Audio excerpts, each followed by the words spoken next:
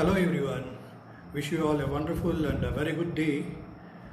I hope you all are safe at home and strictly restricting yourselves and following all the preventive measures and following all the precautionary cares to overcome this pandemic situation during this lockdown period. By the way, this is Dr. Yugandhar, and today in this video I am here to continue my lecture in incompatibility of pharmaceutics. So we all know that in the previous class we have discussed the physical and chemical incompatibilities and various examples and various remedial measures to overcome those incompatibilities. And today we have to continue our discussion from therapeutic incompatibility. So before I could start, so let me explain you the objective and clear structure of today's lecture. So you all know that in our previous class we have covered about the definitions of incompatibility and the definition of incompatibles and various types we have discussed along with their examples and remedial measures to overcome the physical and chemical incompatibilities. And today we have to continue from our therapeutic incompatibility. So before I could start, let me explain you about a few ground rules what I have fixed for today's class. So in this class, if you have any questions or any doubts, you can make a list of them and revert back to me, and you can get clarified at the end of the class. So you are all allowed to use your cell phones, your tabs or your laptops for the class. And the course objectives are nothing but the subject objectives, that is objectives of the subject pharmaceutics, which has been already explained and discussed with you during my first class during the beginning of this academic year. And you have to refer the attached review article along with this topic, which has been attached along with this video. And everyone must submit your filled audit forms about this particular topic. You can share them within the group, and you can also share if you have any other comments about the topic, or if you have any questions or any queries, you can also contact me in the group. And your feedback is golden, and that will be highly appreciable. Well, let me explain you what is therapeutic incompatibility and what are therapeutic incompatibilities. The change of responses or clinical effects of one or more drugs in the patient after their administration is called as therapeutic incompatibility. So here what is happening? After administration of one or more drugs to the patient, there will be changes in responses or changes in clinical effects. So this may be due to interactions between two different drugs. We call it as drug-drug interactions or drug additive interactions. Drug additive in the sense, you know, it is interaction between the drug as well as the excipients which is present in the dosage form itself. Or sometimes it may be also due to drug-food interactions. So it is also called as in vivo incompatibility because it is happening within the system after its administration. So this type of therapeutic incompatibility is more common with lipophilic drugs. That means fat soluble drugs. So there are so many causes for this type of therapeutic incompatibilities. So I have listed them. I have listed all of them starting from 1 to 12. The first one is adverse reactions. So these are unwanted direct toxic effects. Or number 2, allergic reactions.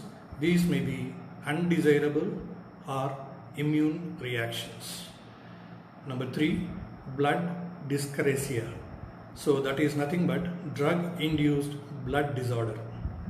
Or number 4, chemical carcinogenesis. So this may be one of the dangerous causes. Chemical carcinogenesis means this is resulting in cancer due to the prolonged administration of a particular chemical. Or sometimes this type of incompatibility may also be due to the contraindications. That means in case if the contraindicated drugs have been used to the patient, it may also result in therapeutic incompatibility. And number 7, it may be due to drug dependence or drug addiction. Number 8, it may be due to drug resistance. Number 9, it may be also due to drug tolerance. And number 10, it may be due to extension effects. And number 11, it may be due to hypersensitivity. And number 12, it may be due to idiosyncrasy. So, what are the reasons for these therapeutic incompatibilities? Previously, we have discussed about the causes, general causes. Now, let me explain you about the various reasons for therapeutic incompatibility. In this, the first one is overdose. Sometimes a single dose is given excessively. That means instead of giving 15 ml, it is a single dose. It has been given as 20 or 25 ml as a single dose. And number 2, excessive daily dose. That is, dose and frequency must be checked by consulting the physician. So this is how you can avoid this type of incompatibility due to this reason. And number 3 is synergism by the prescribed drugs. For example, synergism occurs when ephedrine and cocaine are given together. And same way, codeine and aspirin is given. If not, bromides and barbiturates are given. Or if not, sulfonamides and penicillin are given. There may be a possibility of synergism, so which may cause this type of therapeutic incompatibility. And next one is maybe due to cumulative effect. That is, the overdoses of external medication may also occur. That is, for example, not more than 1% phenol is used in cutaneous membrane. That is, in case if the phenol is prescribed for the application on the cutaneous membrane or on the skin, so it should not have a concentration more than 1%, right? Because the phenol is most corrosive. It may damage the skin cells. So this may also lead to a therapeutic incompatibility.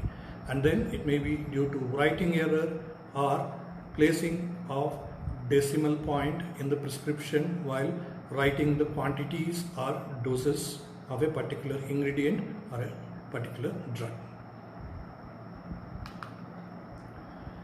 And next reason is due to underdose. Therapeutic incompatibility may also occur due to underdose. So due to antagonistic combination, and you all know the difference between synergism and antagonism. So the antagonism is opposite effect to synergism.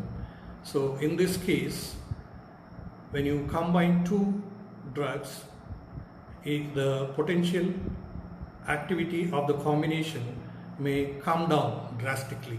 For example, when you administer stimulants and sedatives, which are called depressants, or sometimes demulcent and irritants together, this also causes antagonism.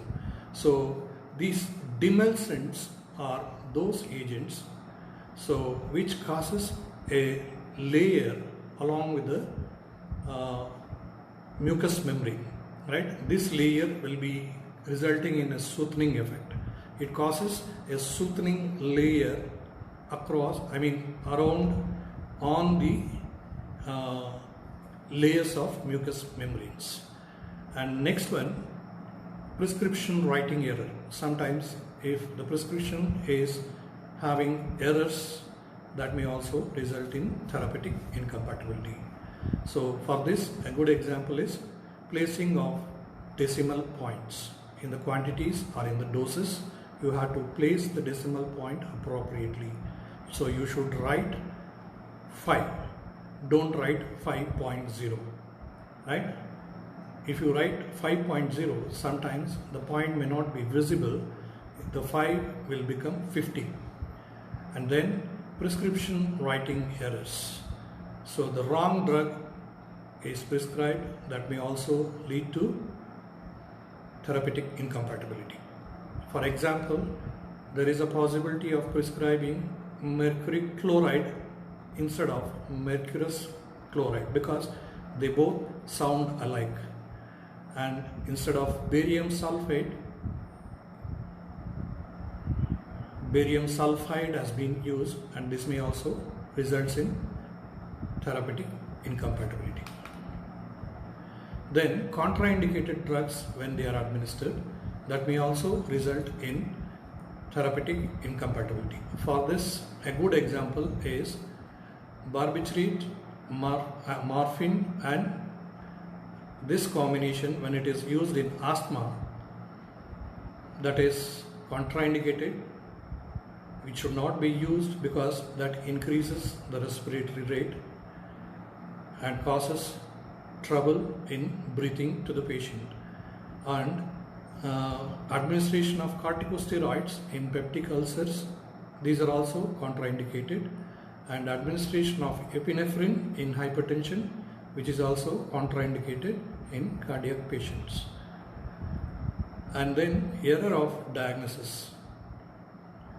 So if the diagnosis is not proper, if the patient is diagnosed wrongly, then it may also lead to therapeutic incompatibility. And the correction remedy for this type, that is error of diagnosis, you have to consult the physician and explain the reasons and conditions to the physician immediately and make necessary corrections. And then it may be also due to improper or incorrect storage, and the correction remedy for this is you have to consult the physician, report the physician, and make necessary rectifications in the prescriptions. Now we shall look into common incompatibilities. Right? These common incompatibilities are not only restricted to therapeutic, these are also restricted to physical as well as chemical incompatibilities. So I have given various combinations according to the type of incompatibility in my previous class. And now I have few more which are also resulting in incompatibilities most commonly. That is acetates, when you given with acids, there will be liberation of acetic acid, and the same acetates when you give with ferric salts, there will be formation of red coloration, and these acetates when you give along with quinine sulfate, the quinine acetates will be precipitated out, and acetates when you give with spirit of nitrous ether, effervescence will be formed due to ethyl nitrite. So these are common incompatibilities along with acetates. And then we have combination of acids with various substances. Acids when you give with alkaline preparations, so that will result in neutralization, right? The resultant product will be inactive. And the same acids when you give with gums like acacia, in this combination Arabic acid will be liberated and that will be oxidized. Sorry, that will be precipitated. And acids, when you give with liquid adrenaline hydrochloride, in this combination adrenaline will be oxidized, and the same acids with hyposulfites, then sulfur will be liberated, and acids when you give with iodides, free iodines will be liberated, and the acids when you give in a combination of glycosides, the glycosides will be precipitated out, and the acids when you give with salts of organic acids such as benzoic acids or salicylic acids, they will be precipitated out. Then we have a list of few alkaline preparations. Again, I am recalling. I have given a big list of alkaline substances in my previous class. Along with that, I am reminding few more here. That is substances like spirit of aromatic ammonia. It is also called as aromatic spirit of ammonia, or ammoniated tincture, lime water, alkali substances, and these are all good examples for alkaline preparations. So these alkaloidal salts, when you give with alkali, or when you give with iodides and bromides, or these alkaloidal salts with tannic acids, mercury chloride and Mayer's reagent, it will result in the formation of precipitation of alkaloids. So then we have combinations of alcohol with chloral hydrate. When you combine alcohol with chloral hydrate, oily drops of chloral alcoholate will be formed, and alcohols with acids, esters and ethers will be formed. When you give alcohols with gums, you get an insoluble residue. Alcohols, when you give oxidizing agents, aldehyde and acids will be formed. Then you give alkalis with acidic preparations, alkaloidal salts, alkaloidal base will be precipitated out, and alkali salts with iron salts, again it will result in precipitate formation. Alkalis, when you give with fixed oil, soap formation will be resulted, that is saponification will takes place. And then when you give alum, a substance called alum, when you give this alum with alcohol, the alum will be precipitated out, and alum with lead acetate, the lead sulfate will precipitate out. When you give alum with tartaric acid, a cream of tartar will be precipitated out, and when you give alum with tannic acid will precipitate out with tannates, and alum when you give with alkalis, the alum will be precipitated out. And similarly, chlorates, when you give with reducing agents, it may result in explosion. And the chlorates, when you give with hydrochloric acid, there will be liberation of chlorine gas.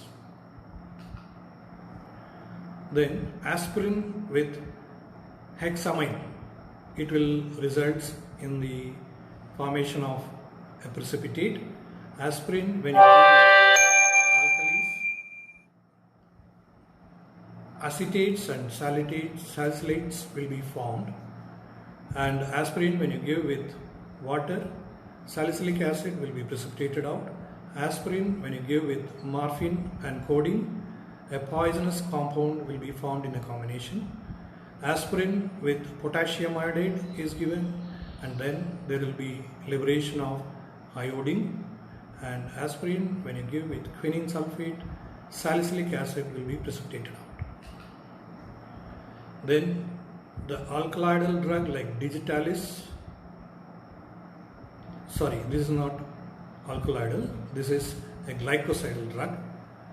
And digitalis, when you give with iron, it forms a black coloration, and the same digitalis, when you mix with cinchona preparation, the tannins will be precipitated out, and digitalis with lead acetate, lead tannate will be precipitated out, and ferrous salts with alkalis, it may result in precipitate formation. Ferrous salts, when you give with potassium chlorate, chlorine will be liberated. Ferrous salts, when you give with tannic acid, a blue-black precipitate will be formed out. In the same way, ferric salts, when you give with gum, there will be a precipitate formed. Ferric salts, when you give with acetate, there will be resultant product will be gaining a blood red coloration. And ferric salts, when you give with phenol, it results in violet coloration. Ferric salts, when you give with adrenaline, so there will be a possibility of oxidation. And ferric salts, when you give with alkalis, the precipitate will be formed, and that precipitate will be ferric hydroxide. Ferric salts, when you give with aluminum oxide, that will result in a precipitate.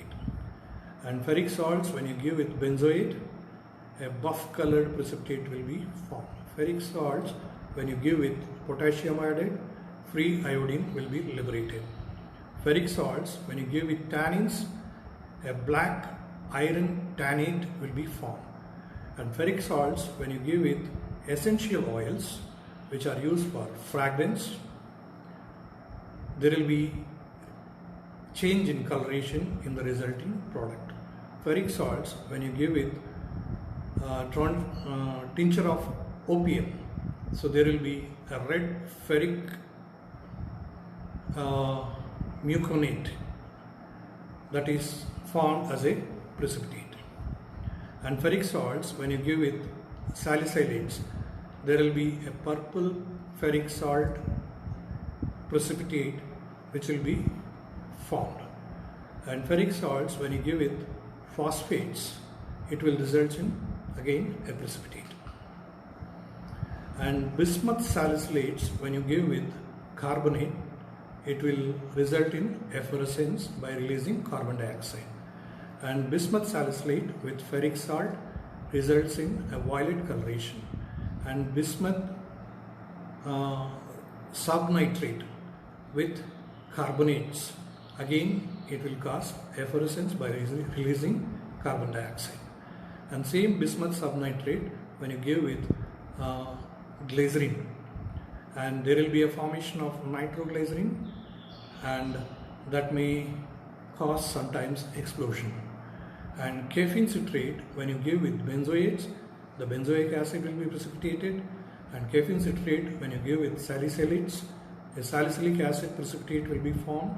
And caffeine citrate, when you give with potassium iodide, a free iodine will be liberated. And camphor, when you give with chloral hydrate, or camphor with menthol, or with phenol, or with thymol, or with salol, every combination may result in liquefaction due to formation of eutectic mixtures. Then borax with acacia, it causes coagulation. And borax with acids, there will be a precipitate of boric acid resulted. Borax with alkalides, an alkaloidal base will be precipitated. Borax with alum, a pasty mass will be formed. Borax, when given with mercury chloride, there will be red colored mercuric oxide will be formed. And borax, when you give with zinc sulfate, so there will be formation of zinc borate precipitate. And benzoates, when you give with mineral acid, the benzoic acid will be precipitated out. And similarly, benzoates, when you give with alkalides, an alkaloidal base will be precipitated. Benzoates, when you give with caffeine citrate, the benzoic acid will be precipitated out. Benzoates, when you give with ferric salts, that will result in red colored ferric benzoate precipitate. And benzoates, when you give with salts of lead and salts of mercury or salts of silver, all this combination may result in a precipitate. So this completes the discussion about the therapeutic incompatibility. So here I have listed out few references for your further reading. I have categorized these references in 3 different categories. The first one is the list of textbooks, and second one is the list of reference books, and third one is a reference article which gives you additional information which is very helpful for you to understand the types of incompatibilities and how to overcome those incompatibilities. And the textbooks include Cooper and Guns Dispensing for Pharmacy Students, and a textbook of Professional Pharmacy by N.K. Jain and S.N. Sharma, and a textbook by Neem, Introduction to Pharmaceutical Dosage Forms.